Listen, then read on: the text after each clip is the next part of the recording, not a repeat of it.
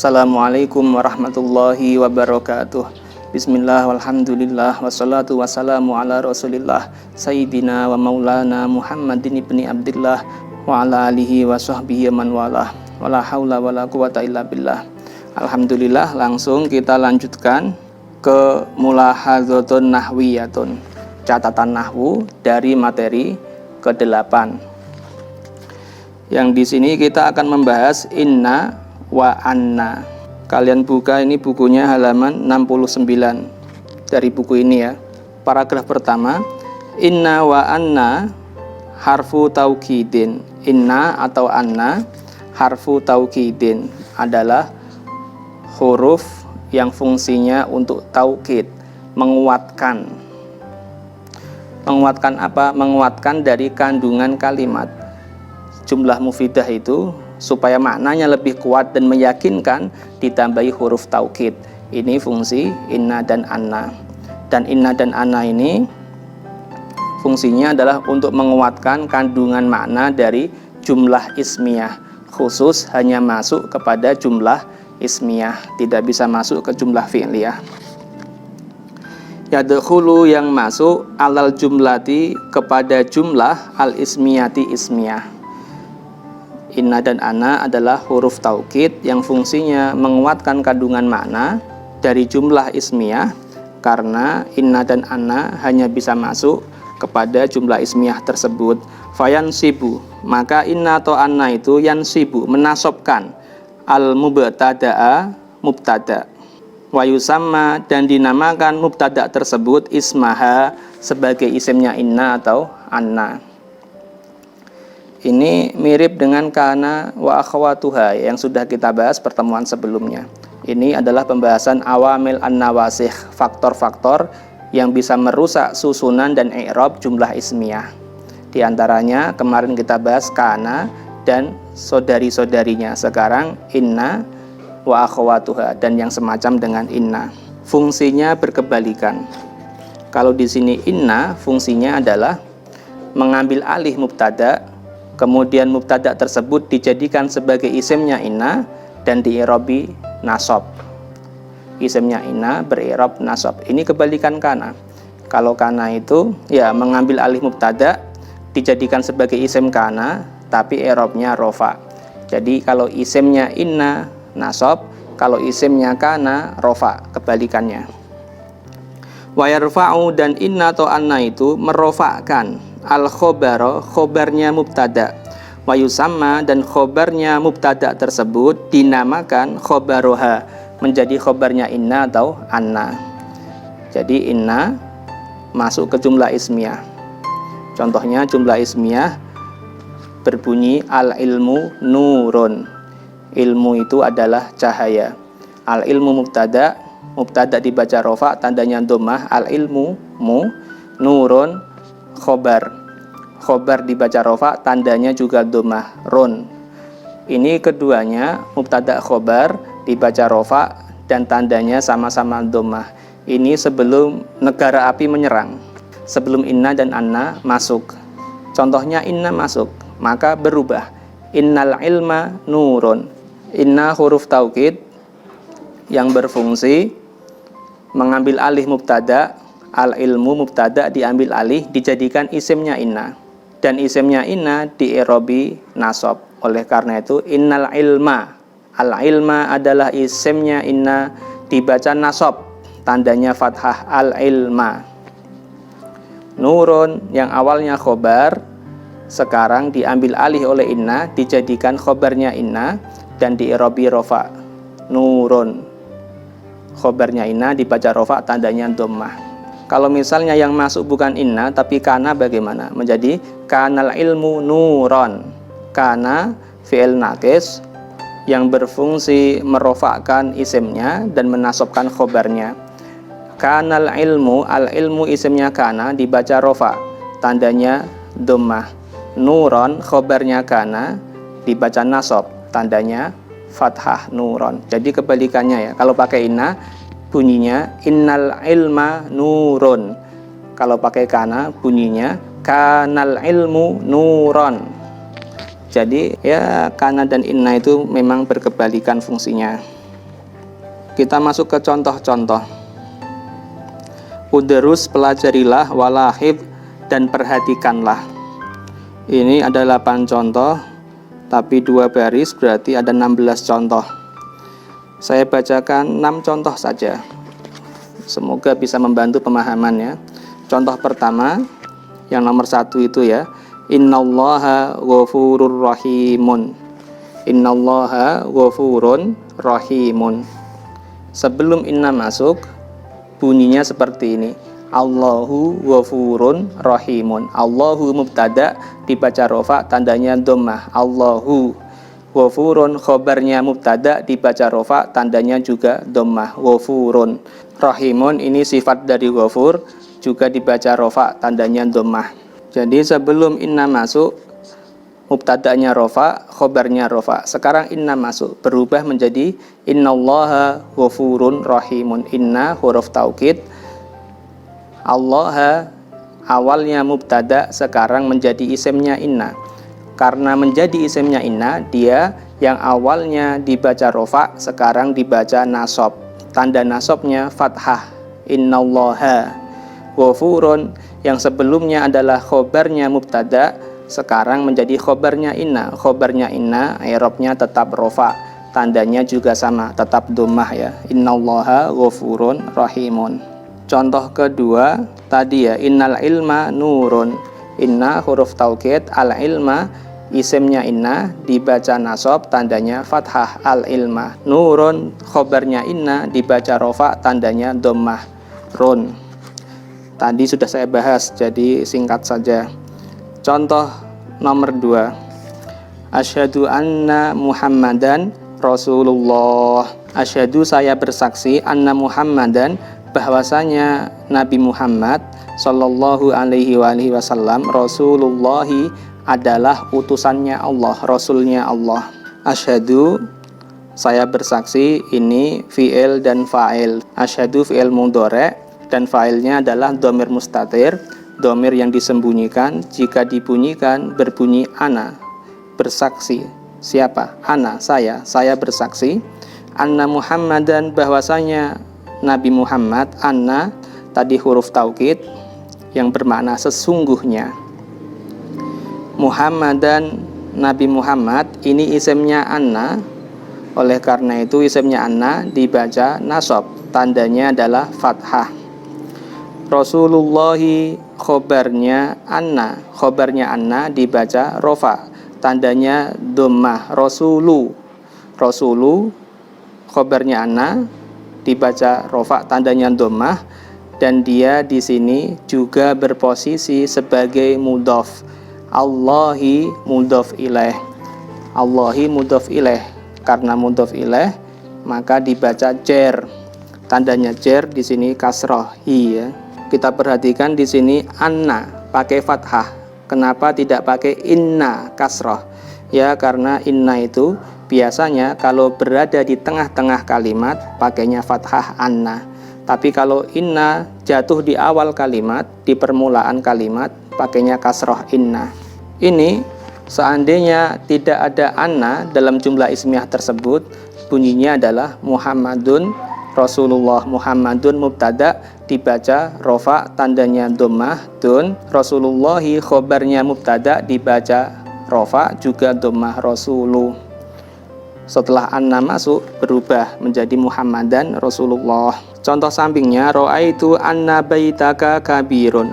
Ro'aitu, saya melihat, anna baitaka, bahwa sesungguhnya rumahmu, kabirun, itu besar.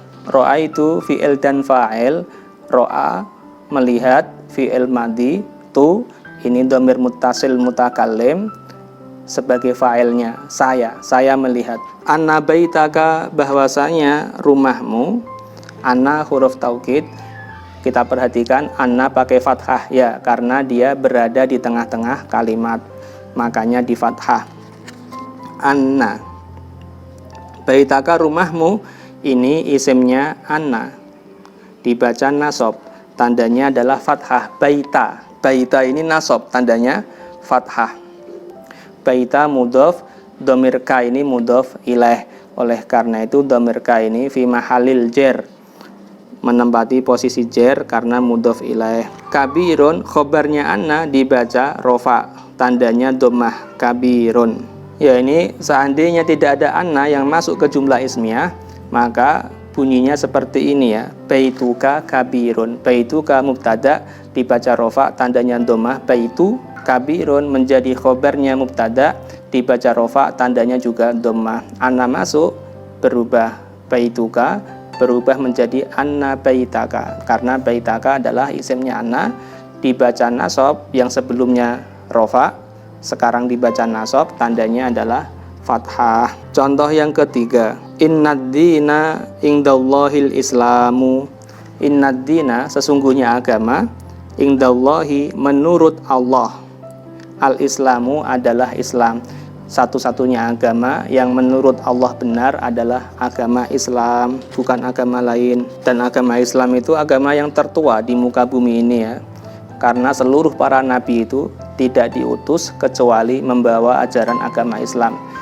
Jadi Nabi Adam itu agamanya Islam, Nabi Isa Islam, Nabi Musa Islam, semuanya Islam. Innad dina sesungguhnya agama, inna huruf taukid, ad-dina isimnya inna dibaca nasab, tandanya fathah, dina. Nah, indallahi ini dzaraf dan madzruf ya. Indallahi ini hanya unsur pelengkap, bukan unsur utama dari kalimat. Unsur utamanya adalah ad-dina, isimnya inna, dan al-islamu, khobarnya inna. Indallahi ini adalah kata pelengkap. Ingda di sini dzaraf ya. Oleh karena itu dia dibaca nasab. Tanda nasabnya adalah fathah ingda. Ingda ini isim dzaraf yang kadang fathah, kadang kasrah. Kalau dibaca nasab ya fathah.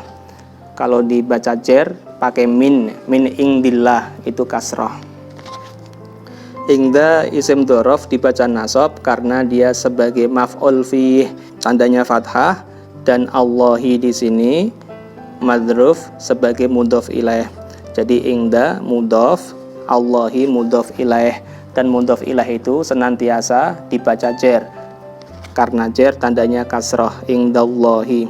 Al-islamu khobarnya inna. Khobarnya inna dibaca rofa, tandanya dhammah al-islamu. Ini seandainya inna tidak ada, maka kalimatnya akan berbunyi ad-dinu indallahi al-islamu. Ad-dinu mubtada dibaca rofa, tandanya dhammah ad-dinu. Al-islamu khobarnya mubtada, khobarnya ad-din dibaca rofa, tandanya juga dhammah al-islamu. Inna masuk, ad-dinnya berubah. Awalnya ad-dinu berubah menjadi innad-dina, fathah. Kita masuk contoh yang terakhir, yang agak beda ya. Ini aja, innahum tullabun mahiruna. Inna huruf taukid, punya isim, punya khobar.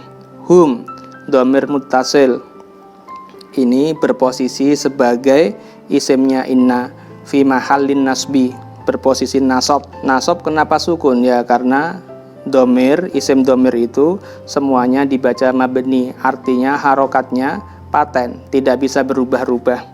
Di sini innahum, inna huruf taukid, hum isimnya inna, fi mahallin nasbi, secara i'rab menempati posisi nasab. Tullabun adalah para mahasiswa, sebagai khobarnya inna dibaca rofa, tandanya dhammah bun ya. Dan tulab ini isim jamak, mufradnya thalibun. Mahiruna yang pandai-pandai, sesungguhnya mereka itu adalah para mahasiswa yang pandai-pandai, yang cerdik pandai. Mahiruna di sini sebagai sifat dari tulab, mahasiswa. Mereka itu adalah para mahasiswa. Para mahasiswa yang sifatnya bagaimana? Dijelaskan, sifatnya adalah mahirun, yang cerdik pandai. Dan sifat itu i'rabnya harus sama dengan yang disifati, pemilik sifat.